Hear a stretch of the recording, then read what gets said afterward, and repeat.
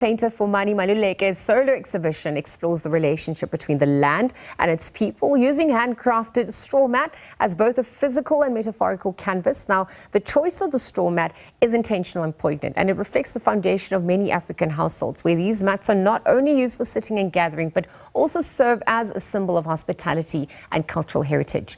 The mats come alive with the visual elements that reflect the diverse experiences. And so the painter now joins us to chat a little bit more. Fumani, good morning. Thank you for making time to be here. Yo, thank you. I really appreciate for having me here. Well, we appreciate you and your work, and thank you for being part of this conversation starter. Let's look at what you're wearing, obviously in relation to the work that you've produced. Tell us about the relationship between the straw mat, really what it represents from you in your own words. The issue of land obviously also coming to the fore. What conversations and emotions are evoked through your work in this 31 years of our democracy? Yo, what's happening is I see a lot of change when it comes to that. The story begins like this, like in 1991, the year I was born, in Limpopo, in a deep marginalized village called Tomo.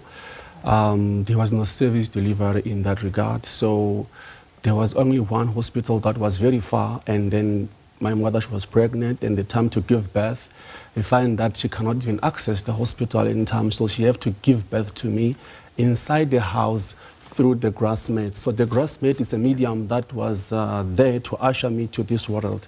So I didn't choose the grass mat as my canvas, but the grass mat chose me to represent everyone, especially the grandmothers. Absolutely. And so now when we look at your unique techniques and the processes that you employ through your work, tell us a little bit more about that creative process.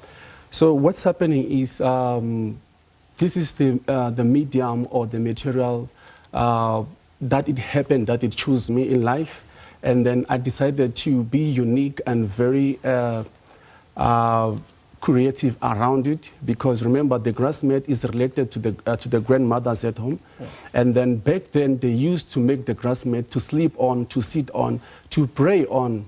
Some they even like when they go to pay the bride price, they use the grass mat. And I'll be like, okay, let me have it as my trademark into the art industry.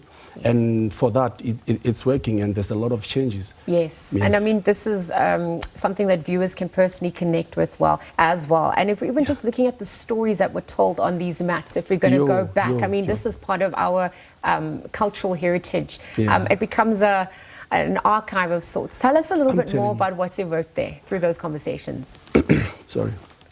So what's happening is the grass mat, my mission is to preserve the culture, to preserve our heritage, to preserve the grass mat that was once eradicated and put away and forgotten. So I treat it as a scroll. The scroll that was forgotten but written, a valuable information written in art language. So now my mission is to have the grass mat as an African canvas, whereby the European artist will have to adapt, if perhaps they have to adapt, and whenever they adapt on it, it means it's a very huge movement to our people, to our grandmother, by giving the passion to our grandmothers to wake up every day to create our grass mat, and that will make our economy flourish in that regard. And it's also part of indigenous knowledge systems that we have inherited and that we owe to the world, right? Because it's part of our narrative. And if we let the grass mat to vanish, it means we don't have a story to tell our grandchildren or to tell the generation to come. Yeah, it's tsawa, the materiality of stories. Is that what it encompasses? Yes, yes. What are the challenges as well in working with this medium for your own self? I mean, even if you're just looking at having to overcome your own inertia and then obviously present it to people who aren't privy to the history behind it as well. Yeah, so the grass mat, let me start with whereby I make them. So I know how to make the grass mat. And it's an information that we should teach the generation to come. Absolutely. And therefore, as an artist who always busy, I found time to go sit down with the grandmothers. They teach me, they impart the stories, they impart the information, they tell me why the lines here, the information through the reeds and everything, and why they have to preserve it, why it's so important to them, and what message do they send through the patterns inside the grass mat. So now, when I go paint on it, I know which to leave which path to leave, because it's a communication, it's a message that they are sending. It's a ready-made that I found it like that. So I have to make my touches of grass-made. It's a collaboration with the grandmothers out there.